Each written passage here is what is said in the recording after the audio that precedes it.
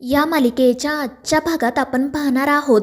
अधिपती अक्षराला घडलेला सगळा प्रकार सांगत असतो आणि अधिपतीने आपली फसवणूक केली आहे हे कळल्यावर अक्षरा तर पूर्णपणे खचूनच जाते. तर दुसरीकडे चंचीने त्या बजरंगला कॉल केलेला असतो. तर तो बजरंग विचारत असतो की कोण बोलते. त्यावर चंची म्हणते की अरे मी बोलतीये चंचला. तर तो बजरंग तिला आश्चर्याने विचारतो की तू कधीपासून माझी बहीण झाली. आणि त्यावर चंची म्हणते की मला तुझ्याशी महत्त्वाचं बोलायचं होतं म्हणून मी त्या कॉन्स्टेबलला खोटं सांगितलं. आणि मी त्याला असं सुद्धा सांगितलंय की आपली आई वारली आहे त्यामुळे तुझ्या चेहऱ्यावर जरा तसे हावभाव आण. आणि ते ऐकून बजरंगसुद्धा मग रडायचं नाटक सुरू करतो. तर चंची त्याला सांगत असते की आता तुझं काही खरं नाही आहे, कारण इथे भुवनेश्वरीचा पर्दाफाश झाला आहे. ती चारुलता नाही तर भुवनेश्वरी आहे हे सगळ्यांना कळालंय. आणि ते ऐकून बजरंगच्या पायाखालची तर जमीनच सरकते. तर चंची त्याला अजून घाबरवत म्हणत असते की आता तुझं काही खरं नाही बाजा, कारण तो अधिपती तुला सोडणार नाही. इकडे आड आणि तिकडे विहीर अशी अवस्था झाली आहे तुझी. आणि ते ऐकून बजरंग तर खूपच घाबरतो. तो म्हणत असतो की चंचला तू मला काहीतरी मदत कर. जेव्हा मी इथून बाहेर येईल ना तेव्हा मी सुद्धा तुझी मदत करेल. आणि तू मागाशी म्हणाली होतीस ना की त्या टीचर मॅडम मला नक्की वाचवतील, मग त्याचं काय झालं. मात्र चंची म्हणत असते की इथे ना खूप हाय व्होल्टेज ड्रामा सुरू आहे, आत्ता मी तुला काही सांगू शकत नाही. आणि ती हसतच फोन ठेवून देते. तर दुसरीकडे अक्षरा अधिपतीला म्हणत असते की अधिपती, भुवनेश्वरी मॅडमनी सगळ्यांची फसवणूक केली आहे आणि तुम्हीसुद्धा त्यांची साथ दिली आहे. आता मी तुमच्यावर विश्वास नाही ठेवू शकत. आणि मग त्यानंतर चारुहास सरसुद्धा अधिपतीला सांगतात की काही झालं तरी मी या बाईसोबत कधीच लग्न करणार नाही. आणि मग ते हात जोडून त्या सगळ्या पाहुण्यांना जायला सांगतात. आणि ते सगळे पाहुणे तेथून गेल्यावर अधिपती पुन्हा अक्षराला समजवण्याचा प्रयत्न करू लागतो. तर दुसरीकडे तो बजरंग तर खूपच घाबरलेला असतो. आता या सगळ्यातून बाहेर कसं पडावं हेच त्याला कळत नाही आणि म्हणून तो देवाचा धावा सुरू करतो. तर दुसरीकडे अक्षरा रडत असते. अधिपती तिच्यासाठी पाणी घेऊन येतो. मात्र अक्षरा त्याच्याकडे बघतही नाही, ती पाणीसुद्धा पित नाही. अधिपती तिला समजवण्याचा प्रयत्न करत असतो. मात्र अक्षरा म्हणत असते की अधिपती तुम्ही माझ्याशी खोटं बोललात, तुम्ही माझी फसवणूक केली. मी आता खरंच तुमच्यावर नाही विश्वास ठेवू शकत. आणि त्यावर अधिपती म्हणतो की मास्तरीनबाई, आम्हाला फक्त आईसाहेबांचं स्वप्न पूर्ण करायचं होतं आणि म्हणून आम्ही त्यांची साथ दिली. लग्न झाल्यानंतर आम्ही तुम्हाला खरं काय होतं ते सांगणारच होतो.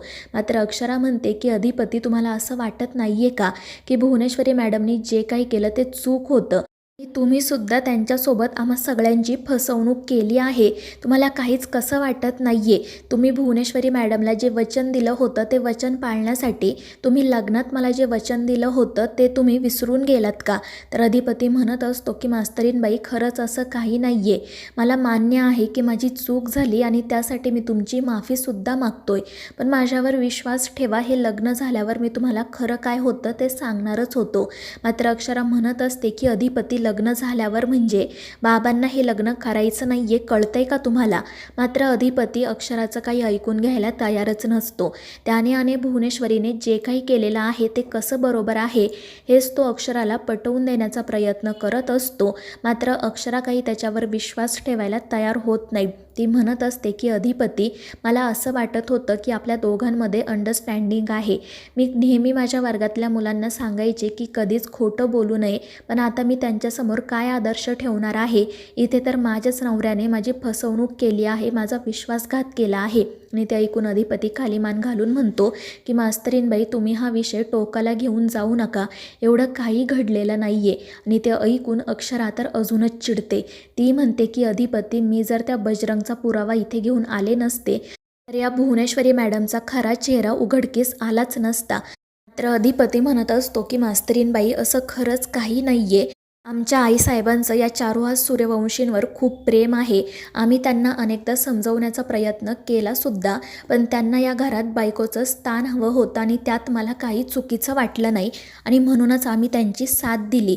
मात्र अक्षरा म्हणत असते की अधिपती, मला माफ करा आता, पण यापुढे मी तुमच्यावर विश्वास नाही ठेवणार. पण त्यावेळी भुवनेश्वरी म्हणते की सुनबाई, तुम्ही आमच्या चुकीची शिक्षा अधिपतींना देऊ नका, त्यांना दोष देऊ नका. मात्र अक्षरा म्हणते की मी त्यांना दोष देणार, कारण जेवढ्या तुम्ही गुन्हेगार आहात ना तेवढेच गुन्हेगार ते सुद्धा आहेत. पुढे ती असंही म्हणते की अधिपती यांनी माझ्याशी खोटं बोलून लग्नाची सगळी तयारी करून घेतली. कारण यांना माहिती होतं की काही झालं तरी मी बाबांना लग्नासाठी कन्व्हिन्स करणारच आणि अगदी तसंच घडलं. मात्र अधिपती म्हणत असतो की मास्तरीणबाई, आता हा सगळा विषय आपण इथेच थांबवूयात. आणि मी हे सगळं केलं कारण माझीसुद्धा इच्छा होती की त्या दोघांचं लग्न व्हावं. जर हे लग्न झालं असतं तर त्यांनी सुखाने संसार केला असता, एवढा तमाशा झाला नसता. पण ते ऐकून चारुहास सर म्हणतात की अधिपती, मी या बाईसोबत या जन्मात काय पुढच्या 7 जन्मातही लग्न करणार नाही. आणि जर हे लग्न झालं असतं ना तर मी जीव दिला असता. पण अधिपती म्हणतो की तुम्ही काही बोलू नका, जरा गप्प राहा. आणि तो पुन्हा अक्षराची समजूत काढण्याचा प्रयत्न करतो. पण अक्षरा काही ऐकून घेत नाही. अधिपती जे काही वागलेला असतो त्यामुळे ती खूप चिडलेली असते. तर भुवनेश्वरी जेव्हा मध्ये बोलण्याचा प्रयत्न करते तेव्हा अक्षरा तिलासुद्धा गप्प करते. मात्र भुवनेश्वरी हसतच म्हणत असते की तुमच्यावर सगळ्यांनीच प्रेम केलं आहे, त्यामुळे तुम्हाला कळणार नाही की आम्ही जे काही केलं त्यामागे आमचा काय हेतू होता. तुम्ही हे सगळं बोलू शकताय कारण आमचा मुलगा तुमच्यावर जीवापाड प्रेम करतो.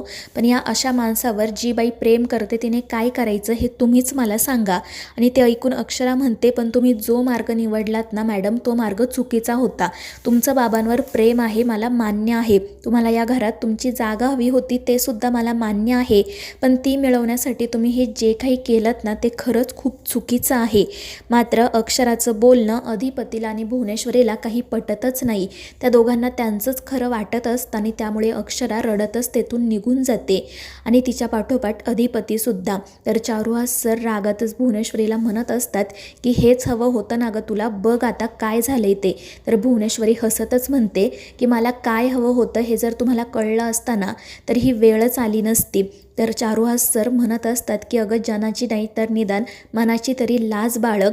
मात्र भुवनेश्वरी म्हणत असते की जर तुम्ही गपगुमान लग्नाला उभे राहिला असतात, हे लग्न होऊ दिलं असताना तर हे सगळं काही घडलंच नसतं. आणि ते ऐकून चारुहास सर तिच्यासमोर हातच जोडतात आणि रागातच तेथून निघून जातात. दुसरीकडे अक्षरा रडत असते तर अधिपती म्हणत असतो की मास्तरीणबाई, तुम्ही प्लीज रडू नका ना, मला मान्य आहे माझी चूक झाली आहे आणि त्यासाठी मी तुमची माफीसुद्धा मागायला तयार आहे. मात्र मी जे काही केलं त्यामागे खरंच तसं कारण होतं. मी लहानपणापासून माझ्या आईसाहेबांना फक्त रडताना बघितलं आहे. एकतर्फी प्रेमाचं दुःख तुम्हाला खरंच नाही समजणार. मला आईसाहेबांचं दुःख तेव्हा समजलं जेव्हा मी तुमच्यावर प्रेम करायला लागलो. या एकतर्फी प्रेमामध्ये ना पुढच्या माणसाने आपल्याला कितीही झिडकारलं तरीही आपण त्याच्यावरच प्रेम करत राहतो. तुम्हाला खरंच आमच्या आईसाहेबांचं दुःख नाही समजणार. मात्र अक्षरा म्हणत असते की अधिपती, पण प्रेमामध्ये पुढच्या माणसाची मर्जीसुद्धा लक्षात घ्यायला हवी ना. माझी प्रेमाची व्याख्या खूप वेगळी आहे. आणि ते ऐकून अधिपती म्हणतो की मास्तरीणबाई, म्हणजे नेमकं काय म्हणायचं आहे तुम्हाला? तुम्हाला काय वाटतं माझं प्रेम काही खोटं आहे का? पण अक्षरा म्हणते की मला या विषयावर काही बोलायचंच नाही आहे. पण त्यावेळी अधिपती चिडून म्हणतो की मास्तरीणबाई, तुम्हाला बोलावं लागेल कारण तुम्ही सुद्धा एक बाई आहात ना. मग तुम्ही आमच्या आईसाहेबांचं मन का नाही समजून घेत? त्या माणसाने जेव्हा त्याला गरज होती तेव्हा आमच्या आईसाहेबांना जवळ केलं आणि मग त्यानंतर झिडकारलं. मात्र या सगळ्यात माझ्या आईसाहेबांची काय चूक होती? मात्र त्यावर अक्षरा काहीच उत्तर देत नाही. तर अधिपती म्हणत असतो की मी आज त्या चारुहास सूर्यवंशींना सांगितलं होतं की तुम्ही माझ्या आईसाहेबांचा स्वीकार केला तर मी सुद्धा तुमचा बाप म्हणून स्वीकार करेल. पण आज त्यांनी ते नाकारलं. त्यामुळे यापुढे जोपर्यंत ते माझ्या आईसाहेबांचा स्वीकार करत नाही तोपर्यंत मी सुद्धा बाप म्हणून त्यांचा स्वीकार करणार नाही. आणि तो तेथून निघून जातो. तर मित्रांनो, या मालिकेच्या पुढील भागांच्या अपडेटसाठी आपल्या चॅनेलला सबस्क्राईब करा.